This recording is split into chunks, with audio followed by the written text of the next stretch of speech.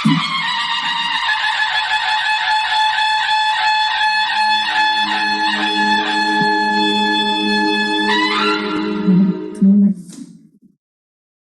नमस्कार. जय हिंद.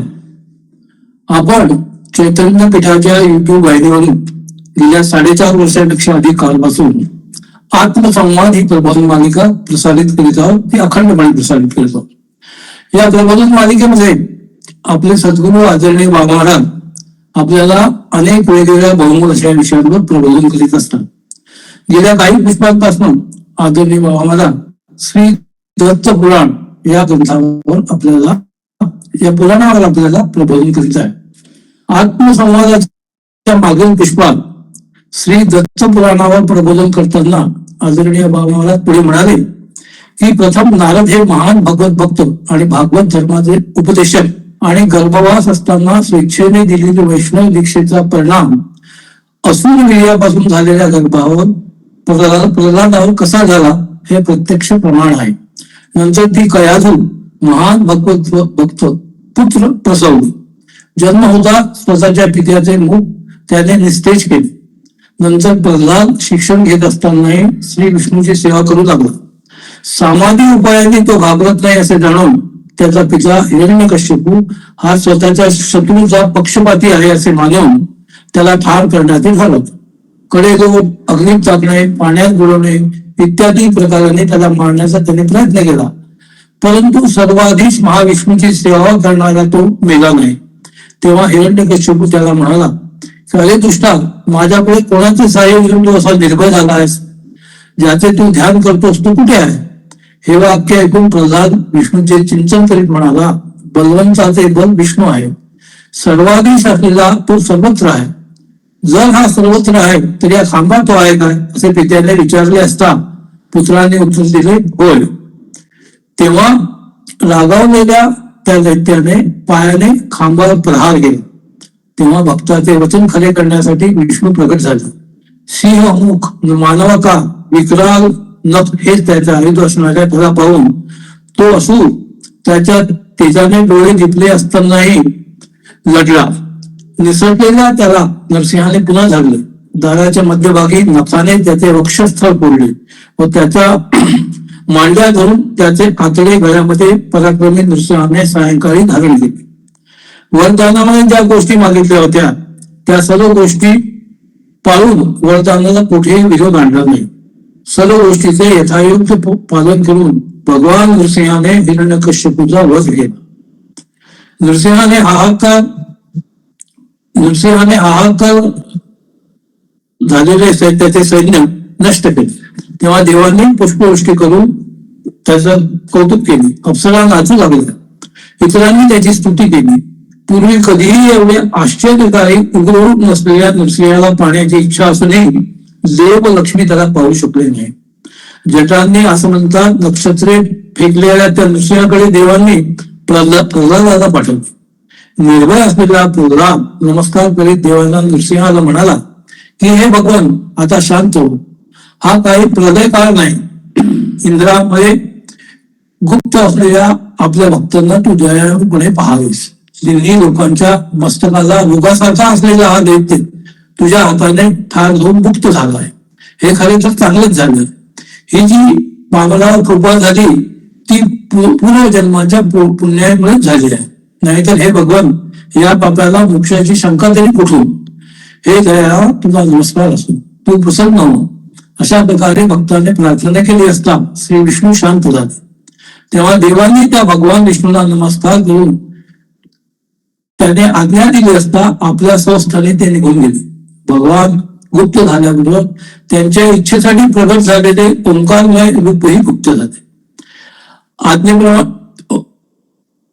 आज्ञेप्रमाणे प्रल्हाद सुद्धा वडिलांचे राज्य पालन करू लागला. भगवत धर्मात रमलेला तो आत्मज्ञान न झाल्याने त्याला परमशक्ती काही मिळाली नाही. उदासीन ते शिकारीच्या निमित्ताने वनावनातून हिंडणाऱ्या त्याने सह्याद्री बरोबर कावेरी नदीच्या तीरावर जमिनीवर झोपलेल्या एका पुरुषाला भाग्यवशात पाहिले. क्रियाकर्माने आणि वर्णाश्रमाने ज्याच्याबद्दल तर्क करता येत नाही त्याचे विशुद्ध रूप गुप्त आहे अशा अवधूताला नमस्कार करून प्रल्हाद म्हणाला, निर्धन असूनही हे पुष्प शरीर आपण कसे धारण करतो? आपण विज्ञान निपुण चतुर आहात.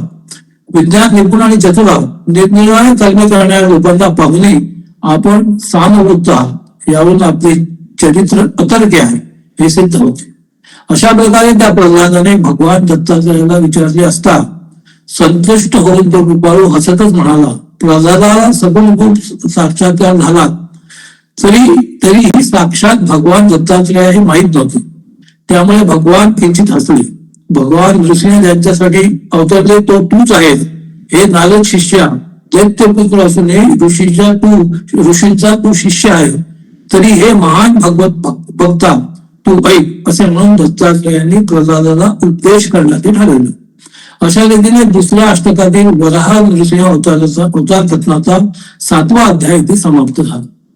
पुढच्या प्रल्हादिकांना उपदेश या अध्यायात स्वतःचे रुद्र सांगण्यासाठी प्रथम लोककथेला अनुसरून स्वतःची स्थिती अवधूत सांगतात. मी मंद विशेष अज्ञेत लोक नदीच्या प्रवाहाने कर्मयोगामुळे या स्वतःचा मोक्षद्वार असलेल्या मनुष्य लोकात आलो आहे. या जंगम सुखासाठी प्रयत्न करण्याचे अडथळे पाहून मी सुखाच्या प्रयत्नापासून निवृत्त झालो. कारण पंचक्लेश नष्ट झाले असता आत्मसुख हे स्वतः प्रकाश. इंद्रिय संयोगामुळे उत्पन्न झालेले भोग दुःख रूप आहे हे जाणून हे सारे दैव प्राप्त आहे असे निश्चय करून मी शांततेने झोपतो. मायेने आवृत्त झालेल्या सुखाचा त्याग करून त्याच्यासाठी दुसरीकडे मानव धावतो. ज्याप्रमाणे तहान लागलेला तुषार्थी शेवाळाने झाकलेले पाणी सोडून मृगजळाकडे धावतो. अभागी माणसाच्या सुखप्राप्तीसाठी योजलेल्या क्रिया निष्फळ होतात. कदाचित त्या सफल झाल्या तरी मिथ्या असल्याने त्याचा मानवाला काय उद्योग. काम अर्थादी अभिलाषा करणाऱ्याला मोह शोक राग द्वेष श्रम आदी होतात आणि त्याचे चित्त स्थिर होत नाही. अशा मानवाला हे सारे माझा घात करतील या भीतीने झोप देखील लागत नाही. अशा मानवाला म्हणून आत्मसुखाचा शिष्य झालेला मी प्राणांची इच्छा देखील सोडली आहे. म्हणून राजा याचं सिंहचा पशु आणि काळ यांच्यापासून मला भीती वाटत नाही. निरीच्छा असूनही यथेच्छा लाभ असल्याने मी संतुष्ट आहे. तो न झाल्यास ते दैवच आहे असे जाणून मी अजगरासारखा झोपून राहतो.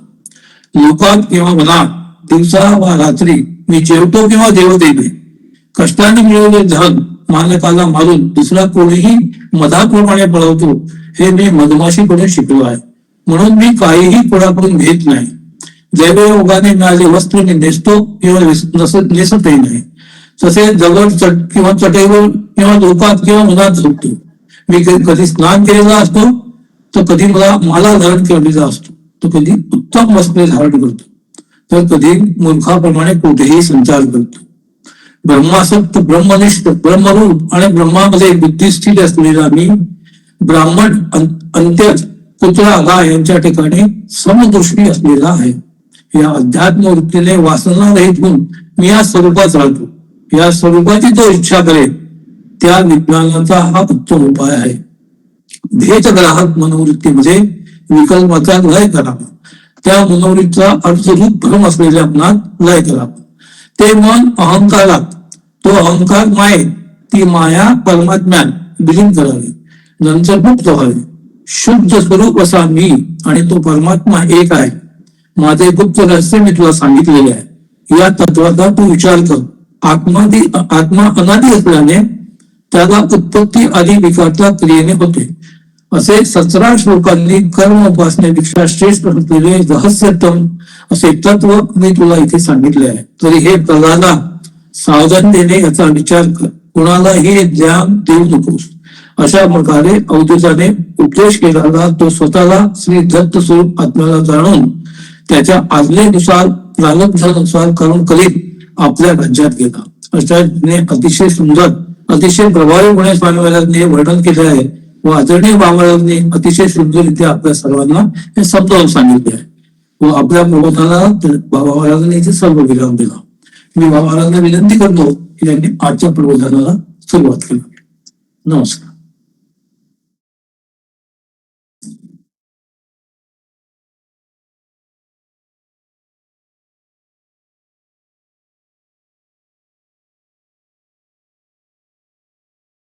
अनुसूयार्थी संभवतो दत्तात्रेयो दिगंबरा स्मर्तुगामी स्वभक्तानां उद्धरतां भवसंकटात् अवधूत चिंतन श्री गुरुदेव. मागल्या पुष्पात आपण बघितलं की अवघ्या 17 श्लोकांमध्ये भगवान दत्तात्रेयाने प्रल्हादाला आपल्या अवधूत वृत्तीचा एक जणक उपदेश केला. आणि मी अगदी अरण्यात जरी असलो, राजवाड्यात जरी असलो, ग्रस्ताप्रमाणे जरी राहिलो किंवा एखाद्या बालो उन्मत्त पिशाच ज्याला म्हणतात अशा पद्धतीने वनचराप्रमाणे राहिलो तरी वर्णाश्रम धर्म किंवा चातुर्वर्ण अधिष्ठित जे काही नियम वगैरे आहेत त्यांनी मी बद्ध नाही, पण तरीही मी पुष्ट आहे, निरोगी आहे, आनंदी आहे. हे सगळं वर्णन जेव्हा त्यांनी केलं तेव्हा याचं एक आगळं वेगळं रहस्य त्यांनी सांगितलं. आणि ते त्यांनी अगदी संक्षिप्त सांगताना ते असं म्हणाले की मी अजगर वृत्तीने राहतो आणि आणखीन एक वृत्ती म्हणजे मधुमक्षिका. त्या मधुमक्षिका वृत्ती त्या पद्धतीने सुद्धा मी माझं जीवनयापन करत असतो. आणि या ज्या विशिष्ट वृत्ती आहेत या वृत्ती मला एका पद्धतीने जो खऱ्या अर्थाने उन्मनी आनंद असा लाभ करून देतात. म्हणून मी एका वेगळ्याच पद्धतीने साधारणपणे जे कुठे बघायला आपल्याला मिळते शास्त्रात किंवा अन्य ठिकाणी ज्याचं वर्णन नाही त्या अवधूत वृत्तीने आणि चिदानंद वृत्तीने मी माझं जीवन यापन करतो आहे. असं या चिदानंद वृत्तीचं मूर्तिमंत स्वरूप म्हणजे हे अवधूताचं स्वरूप होय. आणि हे अवधूताचं स्वरूप भगवान दत्तात्रेयाने स्वमुखाने वर्णन करून भक्तश्रेष्ठ महान भगवत भक्त प्रल्हाद याला सांगितलं. हेच वर्णन श्रीमद भागवतात सुद्धा आलेलं आहे, महाभारतात सुद्धा ही कथा आहे. आणि तेच वर्णन स्वामी महाराजांनी आपल्याला या दत्त पुराण ग्रंथामध्ये भगवान दत्तात्रेयाच्या चरित्राच्या निमित्ताने आज आपल्या समोर ठेवलेलं आहे. तेव्हा मागल्या पुष्पात या भगवान दत्तात्रेय आणि प्रल्हादा यांचा संवादाचा आपण आनंद घेतला. आता पुढे स्वामी महाराज काय सांगतात आहे ते आपण बघणार आहोत. तर दत्तप्रभूंच्या उपदेशाप्रमाणे मनोमन जडू वागण्याचं ठरवून आणि दत्तप्रभूंना वंदन करून हा प्रल्हाद पुन्हा आपल्या राज्याकडे परत गेला. आणि मग स्वामी महाराजांनी वर्णन करताना असं म्हटलं आहे, राज्यश्री पुत्र दाराढ्यो अप्य अलिप्ताः स्वात्मदृक् सदा भुक्त्वा वा रब्धम चिरं राज्यं दत्त्वा पुत्रे विरोचने. म्हणजे राज्य, श्री म्हणजे लक्ष्मी, पुत्र, दारा म्हणजे पत्नी यांनी युक्त असलेलं, दारा आढ्यो यांनी युक्त असलेला पण या सर्वाहून अलिप्त असलेला, दारा आढ्यो अलिप्य अलिप्त असा तो अलिप्त असणारा असा तो भक्त प्रल्हाद राजा हा कसा तर स्वात्मदृक् सदा स्वतः आत्मदृष्टी प्राप्त झालेला, स्वात्मदृक् म्हणजे त्याला आत्म्याचा परिचय झाला असल्यामुळे त्याला आत्मदृष्टी प्राप्त झालेली असा तो प्रल्हाद यांनी बऱ्याच काळपर्यंत भुक्त्वा अरब्धम चिरम राज्यम, बराच काळपर्यंत राज्य केलं, उपभोग घेतला राज्याचा, आणि मग राज्यम दत्वा पुत्रे विरोचने, विरोचन नावाच्या आपल्या मुलाला त्यांनी ते राज्य दिलं. आणि मग हा जो प्रल्हाद आहे हा मुक्त संगश्चारम श्मा समदृक्ष गुरुत्ववत विरोचन अपि पितृवत पितरम राज्यम शशासतत. म्हणजे हा प्रल्हाद जणू काही गुरुनं दिलेल्या उपदेशानुसार कसा, तर समदृष्टी होऊन मुक्त संग अशा सर्व संग परित्याग करून हा गुरुंनी जे सांगितलं आहे, गुरुत्ववत, गुरुंनी जो उपदेश केला, दत्तात्रेयांनी जो उपदेश केला त्या पद्धतीने हा संपूर्ण पृथ्वीवरती हा भ्रमण करत राहिला प्रल्हाद. आणि हा विरोचन सुद्धा, विरोचन अपि पितृवत पितरम राज्यम, विरोचनाने सुद्धा वडिलांचं राज्य हे वडिलांप्रमाणे हा विरोचनाने चालवला. पुढे या विरोचनाच्या नंतर काय झालं, तर तत्पुत्रो बलिनामान भूतघृत स्वर्गो अपि येन च आदित्यां कश्यपात जाता देवा इंद्रादयो अपितान.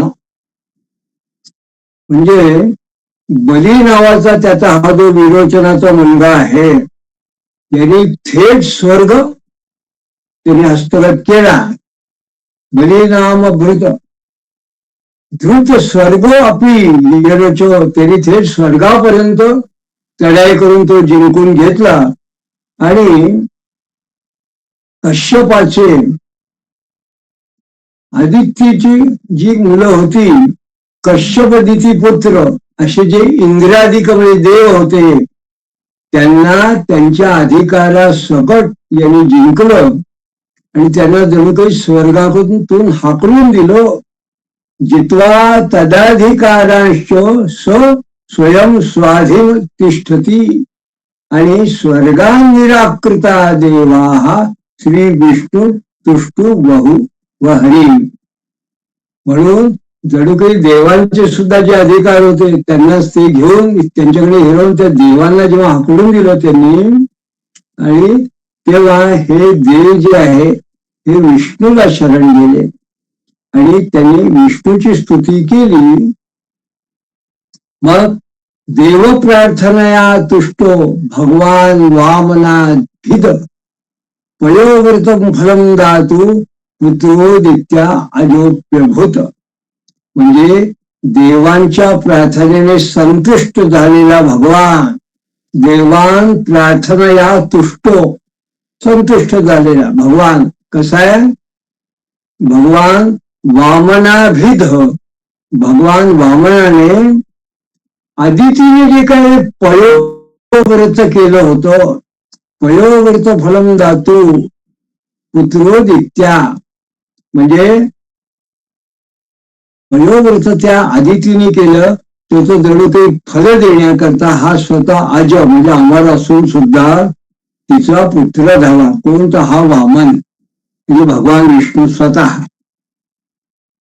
आणि पित्रा सुसंस्कृतो दैवे भूषितो वामनो बलिम ययाचे त्रिपदक्ष्मांतम स्वशुक्रेण अपि वारिता. जे वडिलांच्या संस्काराने वाढलेला, पितरां सुसंस्कृतो देवे भूषितो वामनो बलिम, आणि देवांनी भूषवलेला असा हा जो वामन आहे, त्यांनी बलीला 3 पावलं पृथ्वी मागता झाला. याची त्यांनी याचना केली, त्रिपदक्ष्माम, 3 पावलं मला पृथ्वी दे. त्यावेळी शुक्राने बलीला अडवलं. तम स शुक्रेणास्पी वारित, वारित म्हणजे अडवलं. मग याच्या ठिकाणी वेदांमध्ये किंवा वैदिक साहित्यात आणि पुराणात जे वर्णन केलेलं आहे तर त्यात याचं वर्णन अतिशय उत्तम आहे की कश्यपाने जेव्हा या वामनाचं उपनयन केलं तेव्हा सूर्यानं सावित्री, बृहस्पतीने ब्रह्मसूत्र, कश्यपाने मेखला, पृथ्वीने कृष्णांजित, चंद्राने वनस्पती, आईने दंड, कौपिनाच्छादन, आकाशाने छत्र, ब्रह्मदेवाने कमंडलू आणि सप्तर्षीने पवित्र दर्भ अशा पद्धतीने सरस्वतीने स्फटिकमाला, कुबेराने भिक्षापात्र, अन्नपूर्णा पार्वतीने त्याला भिक्षा दिली. अशा प्रकारे हा विभूषित झाला. म्हणून याचं वर्णन करताना या वामनाला विभूषित असं म्हटलेलं आहे. पण हे सगळं शुक्राचार्यांना माहिती होतं की हा असा आहे, प्रत्यक्ष विष्णूच आहे, म्हणून त्यांनी बलीला अडवण्याचा प्रयत्न केला. मग संकल्पादादिरांक भूत्वा वामनोऽपि तदा भुवं व्याप्येकेन पदान्येन गंगा पितरांच गांस्तुतः. म्हणजे तरी सुद्धा आपण संकल्प केला आहे म्हणून त्या बलीनं जेव्हा त्याला ते दान द्यायचा होकार दिला तेव्हा संकल्पाद्वारांग भूत्वा, तेव्हा त्यांनी तो संकल्प दिल्यानंतर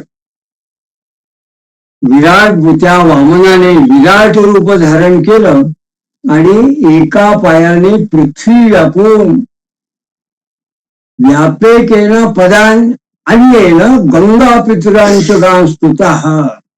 एका पायाने पृथ्वी व्यापून दुसऱ्या पायाने त्यांनी संपूर्ण स्वर्गलोक व्यापून टाकलं, गांस्तुतः. आणि तृतीयंबद्ध बलिनाम सिद्धे तन्मूर्धन्य धात पदम निम्ने तन सूतलम मुक्तम प्रल्हाद प्रार्थितो बलिम. म्हणजे मग आपण संकल्प केला आणि त्याला दानाकरता होकार दिला आहे म्हणून संकल्प मुक्त होण्यासाठी जेव्हा बलीने त्याचं स्तवन केलं तेव्हा तो वामन तिसरा पाय त्या बलीच्या संकल्प सिद्धीसाठी सिद्धे तन्मूर्धा धात तत्पदम त्याच्या डोक्यावर त्यांनी मस्तकावर ठेवला. आणि अशा पद्धतीने त्याच्या मस्तकावर पाय ठेवून जेव्हा हा वामन विराट अवतार धारण करून उभा राहिला तेव्हा स्वतः प्रल्हादाने आपला हा जो नातू आहे बली याच्यासाठी भगवान विष्णूला प्रार्थना केली वामनाला. म्हणून वामनानं त्याला मुक्त करून त्याला सूतलात नेलं. निम्नेतम सूतल मुक्तम, त्याला मुक्त करून सूतल, अतल वितल पाताल रसातल वगैरे जे असतं त्यातलं जे सूतल आहे त्या ठिकाणी या बलीला त्यांनी नेलं. त्याला जणू काही त्या ठिकाणी नेऊन पोहोचवलं. म्हणजे अशा पद्धतीने जेव्हा वामन अवतारामध्ये भगवान विष्णूने या बलीविषयी हा असा विलक्षण असा हा जो चमत्कार केला तर ती कथा आपल्याला भागवतादी पुराणात दिसते. महाराजांनी अत्यंत संक्षिप्त या 2 श्लोकामध्ये या कथेचं वर्णन केलं आहे. कारण याच्यामध्ये आपण असं बघितलं या 2 श्लोकात किंवा त्याच्या आधीचा एक धरून 3 श्लोकात महाराजांनी वामन अवताराचं वर्णन केलं. पुढे राज्यम तत्सुत बाणाय देवेभ्यो दिव्यम स्वयं द्वारपोद्भुतस्मे दास्यत्वेन्द्रम पदम हरी.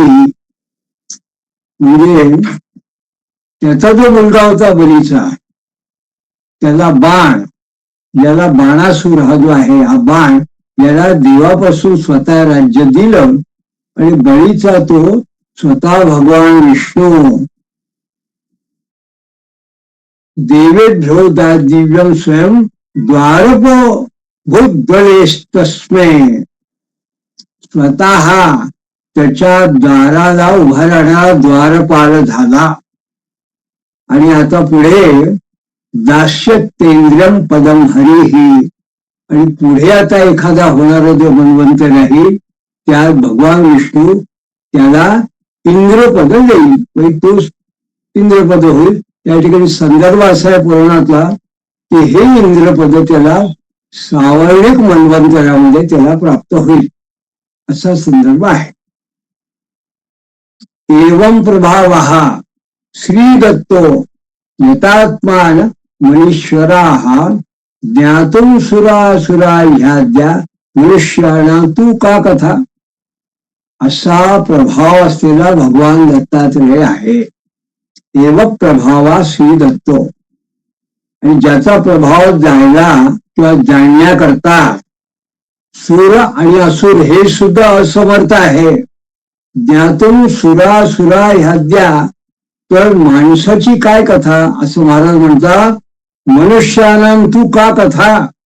तर माणसाची काय कथा. माणूस काय या भगवान दत्तात्रेयाचं वैशिष्ट्य महत्व आणि महात्म्य जाणू शकेल.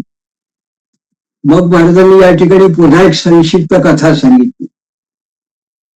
तर कदाचित पिंगलो नागो दृष्टवामो मारुः स्थितम कृष्णदात्री तले वेदम पठन्तम व्रत्यवेशता. प्रपच्छम भवतां को यमाश्रमो वर्णगहिता वर्णित्वं ते न कोऽपि नमो मौजीन बौंडी दंडादिवर्जिता. जे केव्हा तरी कदाचित पिंगलो नागो. पिंगल नावाचा नाग म्हणजे नाग संस्कृतीचा जो कोणी राजा असेल त्या आपण ज्याला असं म्हणतो की त्या काळामध्ये पुराण काळामध्ये वेगवेगळे यक्ष गंधर्व किन्नर नाग असे ज्या काही संस्कृतीचे वेगवेगळे लोक होते त्याचा नाग लोकांमध्ये राहणारा असा तो जो कोणी विद्वान तो नाग हा असंस्कृत वेशाने माहूरस्थानी जमिनीवर बसून वेद पठन करणारा याला म्हणजे भगवान दत्तात्रेयाला विचारता झाला. त्यांनी भगवान दत्तात्रेयाला विचारलं का तर वेद पठंतम व्रात्य वेशता. व्रात्य म्हणजे असंस्कृत माणसासारखा हा वेद पाठ करतोय. कारण त्यांनी व्रात्य असं का म्हटलं तर यांनी काही जानवं घेतलं नाहीये. म्हणजे मुंज झालेलं दिसत नाहीये. त्यांनी काही दंड घेतला नाहीये. कोपीन धारण केलं म्हणजे संन्यासी सुद्धा नाहीये. महादेव का मुंज झालेला ब्राह्मण नाहीये, ब्रह्मचारी नाहीये, गृहस्थ नाहीये, संन्यासी नाहीये. तरी सुद्धा हा वेद पाठ करतो आहे. म्हणजे असा हा आहे तरी कोण. म्हणून जणे या ठिकाणी महाराजांनी वर्णन करताना त्याला व्रात्य वेश असं म्हटलं. मग या पिंगल जो नाग आहे यांनी त्या अवधूताला म्हणजे दत्तात्रेयाला काय म्हटलं त्याला प्रपच्छम भवत को यमाश्रयो यो यमाश्रयो वर्णगर्हिता. तुला तू कोणत्या वर्णाश्रमाचा हा तुझा कोणता आश्रम आहे. कारण कौपिन मौंज सूत्र म्हणजे जानवं किंवा दंड हे काहीच तुझ्याला दिसत नाहीये. आणि कौपिन मौंजी दंडादी वर्जिता. ब्रह्मचारीची सुद्धा कुठली लक्षणं तुझ्याकडे दिसत नाही. नगरहित्वम चाग्निहोत्र द्विसूत्रादी विवर्जित वलित्वम ते नच चागंतु साधनादी विवर्जित. आणि जणू काही नगरहित्वम चाग्निहोत्र जे अग्निहोत्र आणि 2 यज्ञोपवीता आदी नसलेला तू ग्रस्ताश्रमी सुद्धा नाही आहे. म्हणजे ग्रस्ताश्रमी माणसे 2 यज्ञोपवीत 2 दानवी घालतात. ब्रह्मचारी एक घालतो. तसं तू ग्रस्त सुद्धा नाही आहे. तसं शमदमादी साधने जे असतात ते न चा अगंतु साधनादीवर विवर्जित. म्हणजे शमदमादी साधन करणारे जे असतात तू योगी तरी तुला कसं म्हणावं. मग आणि मग तो असं म्हणतो, नविक्षुत्तम शिखाग्राम्य भोगयुक्त दिगंबर तेनोपविष्टो मार्गोयम लग्न स्त्री मध्यलालसा. अतिशय आगळं वेगळं अद्भुत असं वर्णन या ठिकाणी भगवान दत्तात्रेयाचं आता पहिल्यांदा आपल्याला बघायला मिळतं. ते कोणाचं तोंडून आहे, ते पिंगल या नागाच्या तोंडून आहे. महाराज वर्णन करतात, म्हणतात, शेंडी असून काहीही खाणाऱ्या हे दिगंबरा, नविक्षुत्तम शिखाग्राम्य भोगयुक्त दिगंबरा, हे दिगंबरा तुला भिक्षू तरी कसं म्हणायचो? नविक्षुत्व, तुझ्या ठिकाणी भिक्षुत्वच नाहीये. आणि तीनोपविष्टो मार्गो येऊन तुला हा अशा पद्धतीने राहण्याचा मार्ग तरी कुणी सांगितला? कसा मार्ग आहे हा? लग्न स्त्री मध्य लालस, म्हणजे तू लग्न राहतोय, स्त्री आहे, ही मायावी स्त्री तुझ्या जवळ आहे आणि तू मद्याची इच्छा करतोय. असा हा आगळा वेगळा हा तुझा, हे जो तुझं चरित्र आणि तुझं जे वागणं आहे, दिसत आहे. तर या ठिकाणी अवधूत म्हणजे भगवान दत्तात्रेय त्याला असं म्हणतात, प्रभू प्राहतन मुक्ता अन्य पंचमोयम ममाश्रम यो विकल्पेना आत्मरूपम विश्वम पश्येद भेद दृक. म्हणजे भगवान दत्तात्रेय त्याला असं म्हणतात, तू जे काही 4 आश्रम सांगितले प्राह, त्याच्यापेक्षा वेगळा असा हा माझा 5वा आश्रम आहे.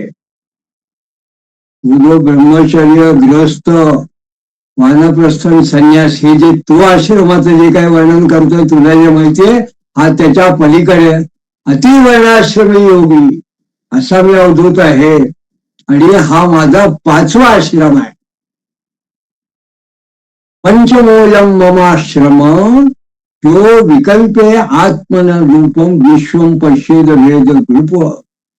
आणि जो कोणताही विकल्प न धरता अभेद दृष्टीनं या परमात्म्याला बघतो, जाणतो, आत्मस्थित राहतो, तो या पंचम आश्रमाला प्राप्त होतो. तो पंचमाश्रमी खरा अवधूत असा असतो.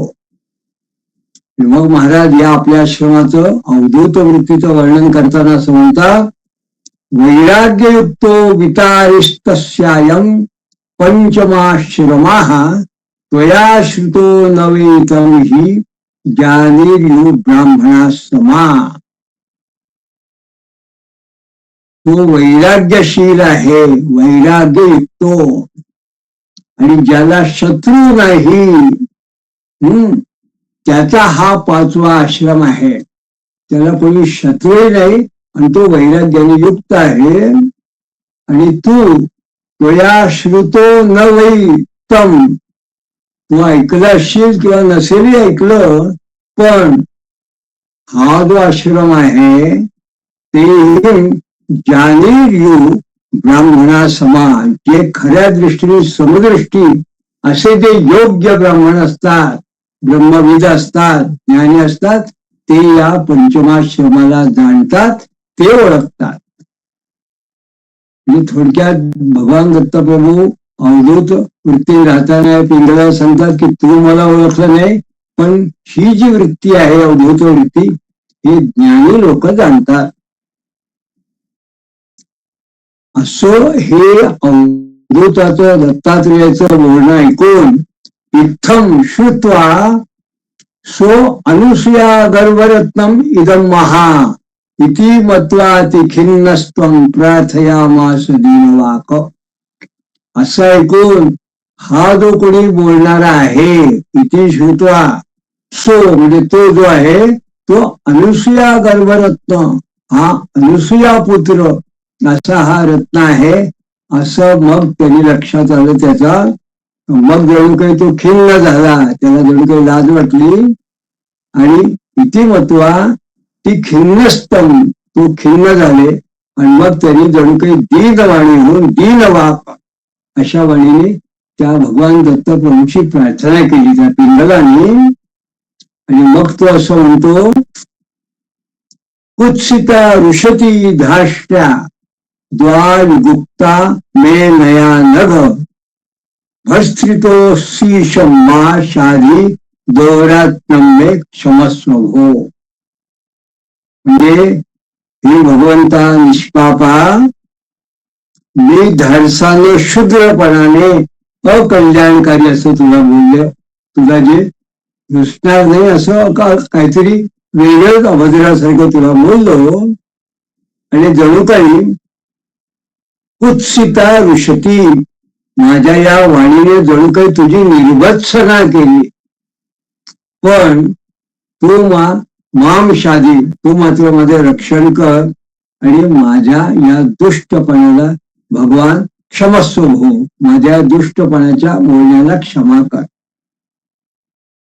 इति क्षमाप्य विश्वेशम संप्राप्ता लोक अग्रहो विधुम अभिवाद्य प्रसन्नात्मा स्वाश्रमम पिंगलो ययो. म्हणजे अशा प्रकारे भगवान परमेश्वर, विश्वेश्वर परमेश्वराला क्षमायाचना करून आणि जणू काही अपरोक्ष या भगवंताचं आपल्याला दर्शन झालं, अशा पद्धतीने त्याचा जणू काही साक्षात्कार अशा पद्धतीने अनुग्रह ज्याला झाला आहे, असा तो प्रसन्न असा पिंगल हा स्वतःच्या आश्रमाला पुन्हा निघून गेला. याप्रमाणे महाराज असं सांगतात, तथैव साध्य देवेभ्यो भगवानाः रिद्धिया धृती सत्य क्षमा द्वैहृद ग्रंथी छित्वा शमम नयेत. अशाच प्रमाणे साध्य देवांना भगवान दत्तात्रेयानं एका योगाचं विशिष्ट रहस्य सांगितलं आणि धृती सत्य क्षमा द्वैहृद ग्रंथी छित्वा शमम नयेत. आणि हे रहस्य सांगताना सात्विक बुद्धीनं धैर्य, सत्य आणि समाधिकाने अहंकार आणि चिदात्मा यांचं ऐक्य रूपी हे जे काही ऐक्य आहे, हे दृढ ग्रंथी तोडून अंतःकरण शांत करावं, म्हणजे आत्मस्थ व्हावं. मग गर्वांकोशान्यावमान द्रोह कामादयोर्थ त्याज्या क्रूरारु तुदास द्वाकच्च सय्या ततो व्यथा. म्हणजे गर्वान, क्रोशा, अन्या व अवमान द्रोह कामादयो अर्थ जे गर्व, अक्रोध, दुसऱ्यांनी केलेला अपमान किंवा दुसऱ्यांचा अपमान, द्रोह, कामादी अशा अनर्थकारी गोष्टींचा त्याग करावा. कठोर आणि दुसऱ्यांनी कठोरपणे योजलेल्या वाणीला सहन करावं. आणि हे केलं तर काय होतं, त्यामुळे माणूस व्यथित होत नाही, आपल्याला त्यामुळे व्यथा होत नाही. त्याचप्रमाणे तद्वत सन्मुख सन्न सच्चोर रसंगी रंगात पटो यथा स्वयं सविष्णुर्नो कुर्यात निंदा घातादी दैवभाक. त्याप्रमाणे मुनी, दुर्जन, चोर यांच्या बरोबर वागताना तसं वागावं. तद्वत सन्मुखस्य चोर रस संगी रंगात पटो यथा. जे मुनी, दुर्जन, चोर यांच्यावर वागताना तसं वागावं. जणू काही जसा रंग तसे वस्त्र, रंगात पटो यथा. जसा रंग तसा वस्त्र, तसा जो कोणी जसा असेल तसं वागावं. आणि स्वतः सहनशील राहून निंदा प्रहारादी कर्म करू नये. स्वयं सहिष्णू कुर्यात निंदा घातादी दैवभाग. आणि निंदा प्रहारादी कर्म स्वतःहून करू नये आणि हे सारे दैव आहे असं मानावं. वाक्सेव्या व्याहृता सत्या प्रिया धर्म्याच सद्युजा चिंतो अभावो नान्यरंध्रम लेक्षम देयम प्रतिश्रुतम. वाणी नेहमी उत्तम, वाक्सेव्या व्यावृत्त्या सत्य प्रिय आणि धर्मनिष्ठ प्रिया धर्म्या सत्युज्या आणि सत्संगाने युक्त अशी आपली वाणी असावी आणि दुसऱ्याच्या नाशाचा विचार करू नये. चिंत्यो अभाव ना अन्य रंध्रम, दुसऱ्याचा दोषाचा विचार करू नये आणि दान कबूल केलेले असल्यास द्यावं. जर कोणा दान कबूल केलं असेल तर जरूर द्यावं. देयम प्रतिश्रुतम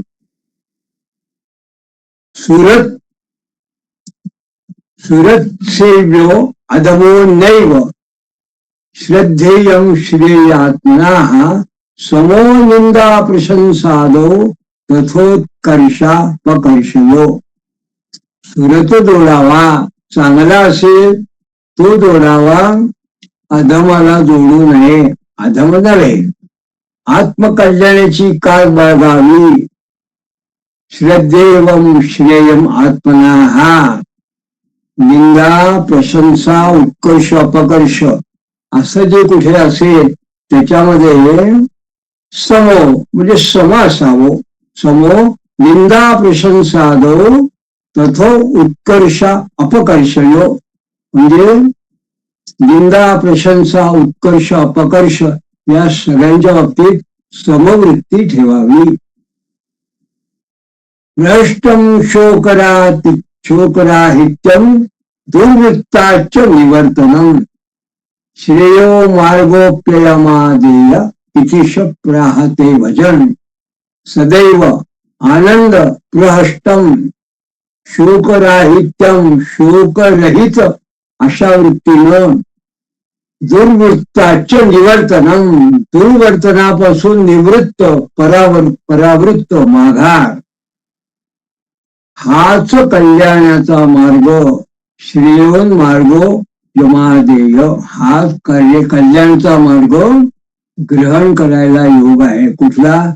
सदैव आनंद राहणावं, शोक वगैरे यांनी रहित असावं आणि दुर्वर्तन करण्यापासून परावृत्त अशा पद्धतीने राहावं. हा कल्याणाचा मार्ग योग्य आहे असं भगवान दत्तात्रय म्हणतात. इतिश प्राहते भजन, असं भगवान दत्तात्रयांच्या साध्य देवांना सांगितलं आणि त्यांनी ते हा उपदेश ग्रहण केला. अशा प्रकारे एवं सुरर्षी प्रमुखा भगवत भक्ता व द्वयम प्रसादे नैव संप्राप्ता भक्ती गम्यस्य चात्मनाः. अशा प्रकारे सूर ऋषी प्रमुख अद्वितीय असे जे भक्तिगम्य आत्म्याच्या कृपा प्रसादाने हे जे साध्य देव आहे हे भगवत भावाला प्राप्त झाले.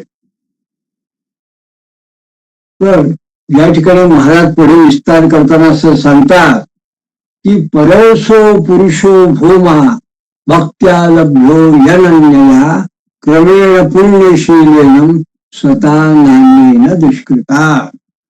अनन्य भक्ती नस हा परमपुरुष परमात्मा लभ्य आहे.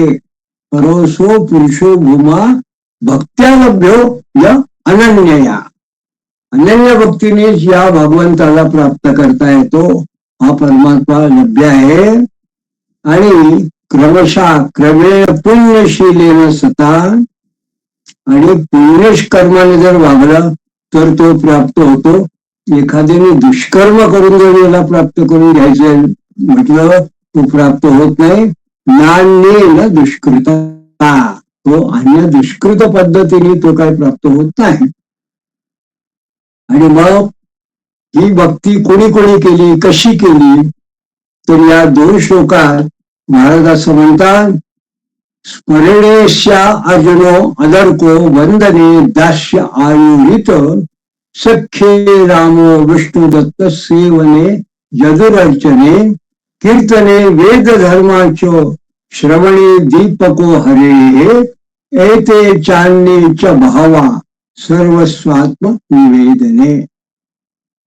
या ठिकाणी भगवंतांनी जणू नवविधा भक्ती आपल्या कोणकोणच्या भक्तांनी कशी केली, भगवान दत्तात्रेयाच्या या वेगवेगळ्या भक्तांनी त्याचं या 2 श्लोकात महाराजांनी वर्णन केलं. आणि ते असं म्हणतात, स्मरणेस्या अर्जुन. अर्जुनाने कशी केली तर स्मरण भक्ती. वंदनात अलर्को, अलर्को वंदने, अलर्काने वंदन भक्ती केली. दास्य आयुरिता, आयुराजानं दास्य भक्ती केली. सख्ये रामो, सख्य भक्तीमध्ये राम म्हणजे कोण तर परशुराम. विष्णुदत्त सेवने, सेवा भक्तीमध्ये विष्णुदत्त. आणि यदु अर्चने, यदु राजाने अर्चन भक्ती केली. कीर्तन भक्तीमध्ये वेद शर्मा, कीर्तने वेद शर्मा च म्हणजे आणखी श्रवणे दीपको हरे, भगवंताच्या कथाश्रवण भक्तीमध्ये दीपक. हे सारे या भक्तीमध्ये प्रमुख भगवंताचे दत्तात्रेयाचे शिष्य आहेत.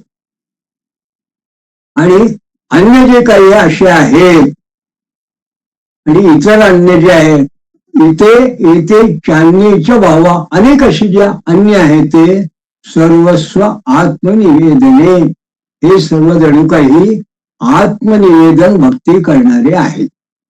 असे या ठिकाणी महाराज भक्तीचा लक्षण आणि दत्तात्रेयाच्या शिष्याचं संक्षिप्त वर्णन करताना सांगतात. आणि मग महाराज असं म्हणतात, यो यो याम याम कृती भक्ती वृणुते तस्य तस्य स ताम ताम स्थिरीकृत्य दत्ते हृद्यमर्थ त्रिदीश्वरम, तदीश्वराः. म्हणजे जो जो क्रियाशील, यो यो याम कृती, जो जो व्यक्ती एखादा भक्त ज्या ज्या भक्तीचा आश्रय घेतो, आधार घेतो, वृणुते तस्य तस्य स, त्याला त्या भक्तीमध्ये ताम ताम स्थिरीकृत्य दत्ते, त्याला त्या भक्तीमध्ये स्थिर करून हा हृद्यमर्थ, हा जणू काही भगवान दत्तात्रेय हा कसा आहे त्रधीश्वरम म्हणजे तिन्ही लोकांचा स्वामी हा भगवान दत्तात्रेय त्याच्या चित्तातील मनोरथ पूर्ण करतो. दत्ते हृद्यम अर्थम, त्याच्या मनात जे काही इच्छा वगैरे असतं ते मनोरथ पूर्ण करतो. अशा पद्धतीने या भगवान दत्तात्रेयाच्या अभिनव अशा दत्तचरित्राचा वृत्त पुराणांतर्गत हा जो 2ऱ्या अष्टकातला 8वा अध्याय, ज्याच्यामध्ये प्रल्हाद, पिंगल आणि साध्यादी यांच्या कथा आणि थोडक्यामध्ये नरसिंह अवतार वगैरे याचा आपण संक्षिप्ताने बघितलं, असा हा अष्टकातला 8वा अध्याय या ठिकाणी समाप्त झाला. आणि आता पुढचा यानंतरचा जो भाग आहे तो आपण पुढच्या पुष्पात निश्चित बघणार आहोत. पण या निमित्ताने मला आता एक विशेष गोष्ट अशी सांगायची आहे की केवळ आणि केवळ स्वामी महाराजांची काहीतरी सेवा ही आपल्या चैतन्य पीठ वाहिनी आणि त्रिपदी पर्वाच्या माध्यमातून काहीतरी घडावी,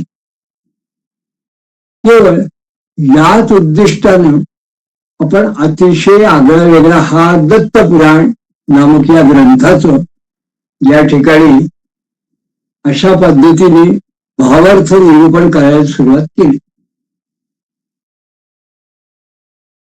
जी मंडळी कुठल्या निमित्ताने अंशता का होईना या दत्तपुराणातील या भावार्थाचा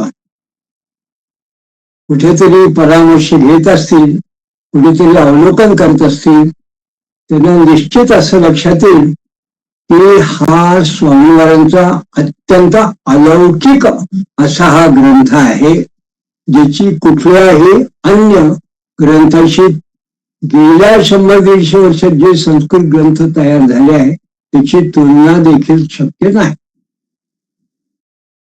प्रत्यक्ष जणू काही भगवान दत्तात्रेयाचा अंश होता.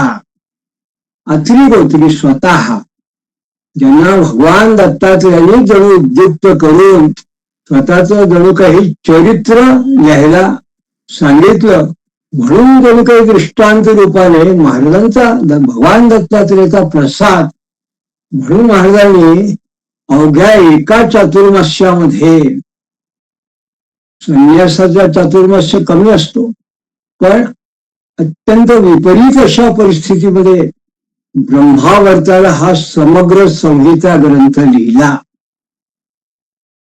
एका चातुर्मास्यात.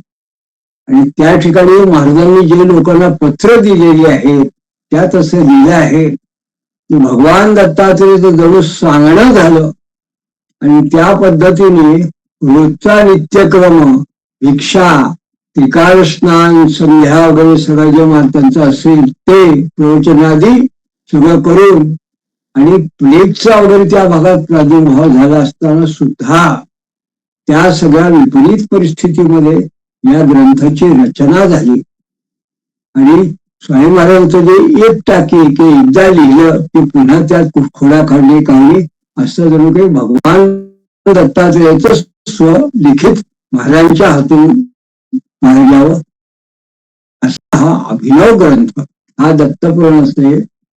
आपण जेव्हा सेवा म्हणून या विषयावर आपण चिंतन करायला सुरुवात केली तेव्हा आपल्या समोर एक असं उद्दिष्ट होतं की असा आगळा वेगळा अभिनव हा दत्तपुराण ग्रंथ जो आहे, हा दुर्दैव असं आहे की दत्त संप्रदायिकांना सुद्धा, अगदी मी म्हणणाऱ्या दत्त संप्रदाय दत्त भक्तांना सुद्धा आज ज्ञात नाही. किंबहुना अनेक लोकांना दत्तपुराण नावाचा ग्रंथ आहे हे सुद्धा माहिती नाही. 18 पुराण लोक सांगतात, 18 उपपुराण लोक सांगतात, पण 36 पुराण जरी लोकांना माहिती असतील तरी जणू काही 37वं पुराण दत्तपुराण हे मी म्हणणाऱ्या विद्वानांना सुद्धा अनेक लोकांना माहिती नाही. तर हे दत्तपुराण आपल्या स्वामी महाराजांनी आपल्या परात्पर गुरूंनी लिहिलंय हे किती लोकांना माहिती आहे. म्हणून स्वामी महाराजांची जणू काही यशक्काय प्रतिमा, म्हणून त्रिपदी परिवारचा झेंडा घेऊन आपले गुरु ज्यांनी आजीवन, नाना महाराजांनी आजीवन स्वामी महाराजांचा भक्तीचा झेंडा मिरवला आणि पूर्ण देशभर नेला, आणि त्रिपदी परिवाराने तो देशांतरी नेला. समुद्र पार जेव्हा आपण नेला हा झेंडा, तेव्हा त्या सगळ्या लोकांना आपल्या परात्पर गुरूंनी केलेलं हे अद्भुत पुराण हे किमान त्यांच्यापर्यंत पोहोचावं, केवळ या आणि याच उद्दिष्टाने आपण हा आगळा वेगळा ग्रंथ हा आपण चर्चेसाठी घेतला आहे. आणि आज आपण या ग्रंथाचा दुसऱ्या अष्टकाचा 8वा अध्याय इथे समाप्त करतो आहे. येणारा जो आपला आता पुढचा जो आठवडा आहे तो आणि त्यानंतरचा हा दत्त जयंतीचा आठवडा असणार आहे. तेव्हा या दत्त जयंतीच्या आठवड्यामध्ये आपल्याला आत्तापर्यंत साधारणपणे या दत्त पुराण याविषयी आणि आपण जे काही या निमित्ताने आपण लोकांसमोर महाराजांचं साहित्य आणण्याचा प्रयत्न करतो आहे याबद्दल आपण वेगळ्या पद्धतीने चिंतन करणार आहोत. जरी विषय स्वामी महाराज, दत्त संप्रदाय आणि दत्त पुराण हे जरी सूत्र असेल तरीही निश्चितपणे आपण जे काही महाराजांच्या नंतर त्यांची परंपरा पुढे नेण्याकरता जे काही करतो आहे ते आजच्या पिढीला कळावं, आपल्या समग्र त्रिपदी परिवारच्या लोकांना या निमित्ताने काहीतरी बोध करावा, म्हणून पुढल्या पुष्पात आपण या संदर्भात काहीतरी विशेष विचार आपण मुद्दाम मांडण्याचा प्रयत्न करणार आहोत. आणि तो स्वामी महाराजांनी जसं सांगितलं एक ठिकाणी की भगवान दत्तात्रेयाने जणू त्यांच्या इच्छेप्रमाणे कुठे ना कुठे या सगळ्या त्यांच्या रचना करून दिल्या. म्हणून महाराज म्हणतात, करता करवीचा दत्त, मी तो निमित्ताची केवळ. तेच महाराजांचं साहित्य आणि त्यांचे विचार हे आपण आपल्या पद्धतीने आजच्या आधुनिक कालच्या सगळ्या मंडळींपर्यंत पोहोचवण्याचा प्रयत्न करतो आहोत. तेव्हा पुढल्या आपल्या पुष्पामध्ये आपण या विषयावर थोड्या वेगळ्या पद्धतीने आपण निश्चितपणे काहीतरी चिंतन करू. तोपर्यंत अवधूत चिंतन श्री गुरुदेव दत्त.